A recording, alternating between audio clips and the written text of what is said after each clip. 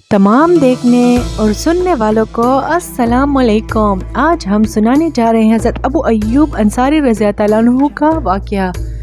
तो चलिए शुरू करते हैं।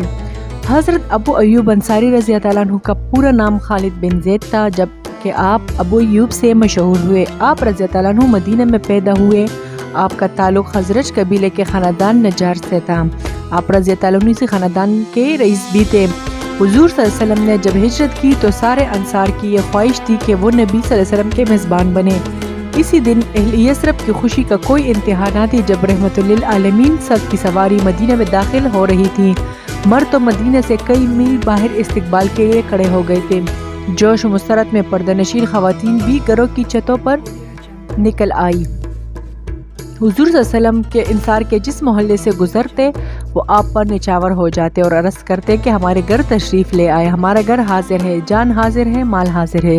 लेकिन आप सल्लल्लाहु अलैहि वसल्लम इनको दुआएं देते और जवाब दे दे कि इस ऊँटनी की राह छोड़ दो, ये हुक्म की पाबंद है, यानी इसे जहाँ अल्लाह की तरफ से हुक्म होगा वहाँ बैठेगी और वही मेरा क़याम होगा। हुज़ूर सल्लल्लाहु अलैहि वसल्लम ने कस्वा की महार छोड़ रखी थी और हुक्म इलाही के मुंतज़िर थे। भला आखिर बनु नजार के मोहल्ले में एक जगह बैठ गई, लेकिन हुजूर सल्लल्लाहु अलैहि वसल्लम इस पर से ना उतरे। उनकी फिर उठी और थोड़ी दूर चलकर फिर वापस आई और इसी जगह पहलू ज़मीन पर लगाकर सुकून से बैठ गई जहाँ पहले बैठी थी। अब आप सल्लल्लाहु अलैहि वसल्लम जोश और खुरम से नीचे उतर आए। इस जगह के करीब हज़रत अबू अंसारी रज़ियल्लाहु तआला अन्हु का घर था। अबू अय्यूब अंसारी रज़ियल्लाहु तआला अन्हु फ़रत मुसर्रत से बेखुद हो गए और दौड़कर हुजूर सल्लल्लाहु अलैहि वसल्लम की पुरतपाक खैर मुक़द्दम किया। इतने में दूसरे लोग भी आ गए। जब हुजूर सल्लल्लाहु अलैहि वसल्लम किसी का दिल नहीं दुखाना चाहते थे, इसलिए आप सल्लल्लाहु अलैहि वसल्लम ने फरमाया कोरा डालो। कोरा डाला गया तो अबू अय्यूब अंसारी रज़ियल्लाहु तआला अन्हु का नाम निकला। एक और रिवायत में है कि जब हुजूर सल्लल्लाहु अलैहि वसल्लम ऊँटनी से नीचे उतरे तो अबू अय्यूब अंसारी रज़ियल्लाहु तआला अन्हु ऊँटनी से आगे आए, आप सल्लल्लाहु अलैहि वसल्लम का खैर मुक़द्दम किया और ऊँटनी का कजाव अपने घर ले गए। हुजूर सल्लल्लाहु अलैहि वसल्लम से दरख्वास्त की तो आप सल्लल्लाहु अलैहि वसल्लम ने कबूल की। इस तरह रसूल सल्लल्लाहु अलैहि वसल्लम की मेज़बानी का शरफ हज़रत अबू अय्यूब अंसारी रज़ियल्लाहु तआला अन्हु को हासिल हुआ। हुजूर सल्लल्लाहु अलैहि वसल्लम अबू अय्यूब अंसारी रज़ियल्लाहु तआला अन्हु के घर में 6 या 7 महीनों से मुक़ीम रहे। इसी दौरान हज़रत अबू अय्यूब अंसारी रज़ियल्लाहु तआला अन्हु के जज्बे मेज़बानी और इश्क़ रसूल सल्लल्लाहु अलैहि वसल्लम काबिल दीद था।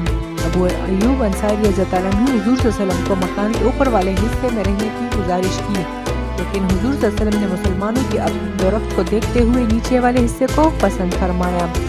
एक दफ़ा इत्तेफाक से पानी का गड़ा टूट गया। अबू अय्यूब अंसारी रज़ियल्लाहु तआला अन्हु और इनके अहले के पास इस सर्दी में ओढ़ने के लिए एक ही लिहाफ था और उन्होंने पानी के ऊपर वो लिहाफ डाल दिया ताकि वो पानी को जज़ब कर ले और पानी नीचे हुजूर सल्लल्लाहु अलैहि वसल्लम को तकलीफ ना दे। ऊपर से पानी ज़ाहिर जब नीचे गिरेगा, जब ऊपर वो गिर जाए। सैयदना अबू अय्यूब रज़ियल्लाहु तआला अन्हु से मरवी है, वो कहते हैं जब रसूल सल्लल्लाहु अलैहि वसल्लम मेरे पास उतरे तो घर के ज़ेरी मकाम में आप सल्लल्लाहु अलैहि वसल्लम और बलाई मकाम में सैयदना अबू अय्यूब रज़ियल्लाहु तआला अन्हु खुद एक रात को जब सैयदना अबू अय्यूब रज़ियल्लाहु तआला अन्हु बेदार हुए तो उन्होंने कहा हम हुजूर सल्लल्लाहु अलैहि वसल्लम के सर के ऊपर चल रहे हैं। बस उन्होंने अपनी जगह बदल ली और किसी एक जानिब रात गुजारी और इसी तरह उनके पास एक ही बिस्तर था। जब वो गीला हुआ तो उन्होंने सारी रात इसी तरह गुजारी। जब सुबह हुई और आप सल्लल्लाहु अलैहि वसल्लम को ये बात बताई गई तो आप सल्लल्लाहु अलैहि वसल्लम ने फरमाया तेरी मंजिल मेरे लिए ज़्यादा सहूलत में से, लेकिन सैयदना अबू रज़ियल्लाहु तआला अन्हु ने कहा मैं इस छत पर नहीं चढ़ूँगा जिसके नीचे अल्लाह के रसूल हों।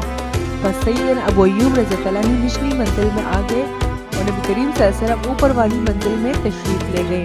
चुनांचे सैयदना अबू अय्यूब रज़ियल्लाहु तआला अन्हु आप सल्लल्लाहु अलैहि वसल्लम के लिए खाना तैयार करते थे, इसलिए जब वो खाना बेचते और खाना बच कर वापस आ जाता तो वो खाने के इस मकाम के बारे में सवाल करते जहाँ आप सल्लल्लाहु अलैहि वसल्लम की उंगलियाँ लगी होती।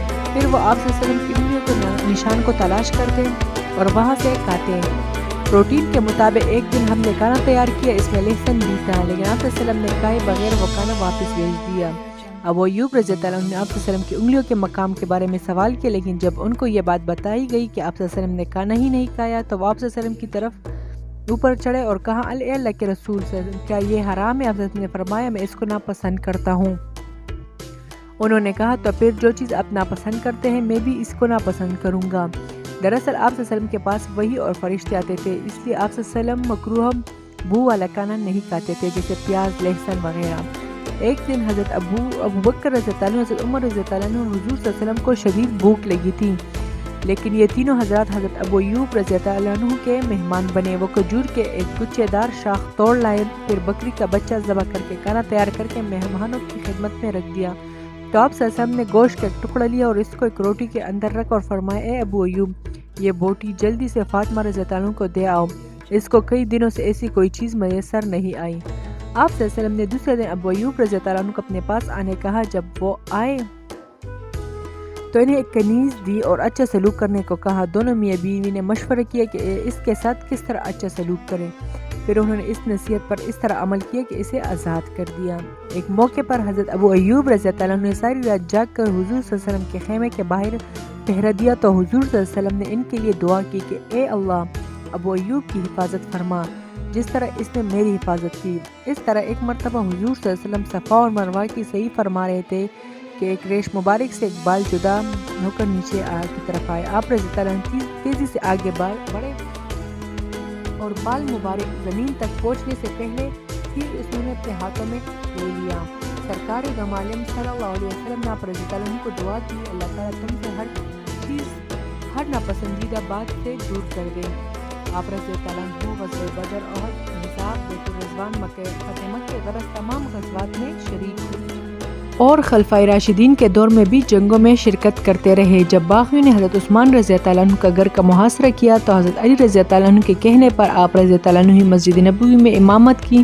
حضرت علی رضی اللہ عنہ ان کو اپنے دور میں مدینے کا گورنر بھی مقرر کیا۔ اللہ کے رسول صلی اللہ علیہ وسلم کے عشق میں ڈوبے ہوئے اور جذبہ جہاد سے لبریز اس صحابی نے اپنی آخری سانسیں بھی اللہ کے راستے میں لی۔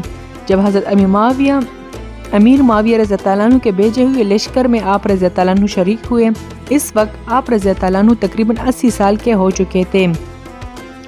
آپ رضی اللہ عنہ کو قسطنطنیہ، استنبول، ترکیہ میں دفن کیا گیا۔ سلطان محمد فاتح نے ان کی قبر مبارک پر مقبرہ تعمیر کروایا۔ ان کے قبر کے ساتھ ایک مسجد تعمیر کرائی گئی۔ اس جگہ عثمانی سلطنت کے حکمرانوں کی تاج پوشی بھی کی جاتی ہے۔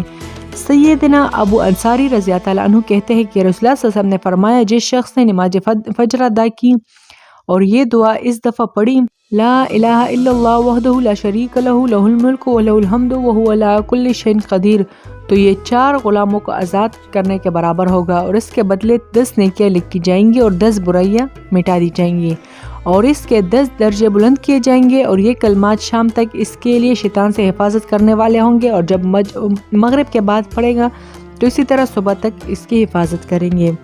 اللہ ہمیں اس پر عمل کرنے کی توفیق دے۔ اگر آپ کو یہ ویڈیو اچھی لگی ہو تو پلیز اس کو لائک کریں، کمنٹ کریں، شیئر کریں، سبسکرائب کریں اور بیل آئیکن کو ضرور دبائیں تاکہ ہر نئی آنے والی ویڈیو آپ تک پہنچ پائے۔ جزاک اللہ۔